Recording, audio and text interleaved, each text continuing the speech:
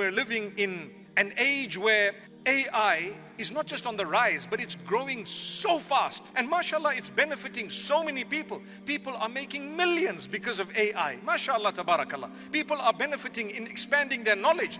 But not everything is true. And don't be foolish to think that everything on Wikipedia is the truth. In fact, it's not. If you think it's the truth, you're being foolish. You've got to verify, even if you've read it online.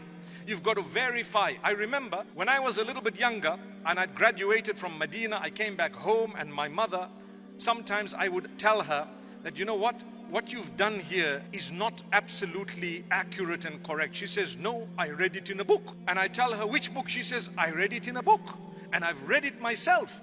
And I told her, Mom, I will write a book and then you can read my book. Sometimes people think because I read it in a book, it's the truth. It's not necessarily the truth. Anyone can write a book, anyone can post, anyone can say what they want. But what is more scary is, did you know there are people who have made it their business to employ every method possible to deceive you and I in a way that serves their agenda, that would divert you from Allah and His Messenger, that would divert you from goodness, from kindness, from justice. Whether we look at Gaza or anywhere else across the globe, the information that you consume, you need to understand, where did I get it from? Is it true? What is it all about? And so on. Sometimes they will make you hate each other, and when you hate each other, you've lost your might. And so they put this one up against that one, and you don't realize those putting us up against each other are actually serving a cause, and that cause does not help us in any way. So be careful.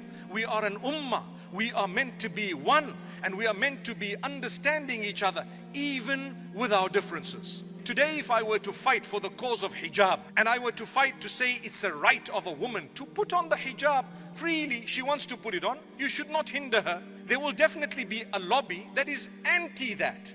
And if there is a lobby anti that, if your lobby pro that is not strong enough, you will lose. And the problem with us is, because we are fragmented into 1,000 pieces, each one is on their own, you lose your might. But aren't we supposed to cooperate and put aside our differences and fight together? Because that hijab, no matter what sect you belong to, almost all of the sects promote and believe that it is the right of a woman. So it's important for us to understand that we are being tampered with. We are being divided intentionally by people who want to see us just not even stand up for each other.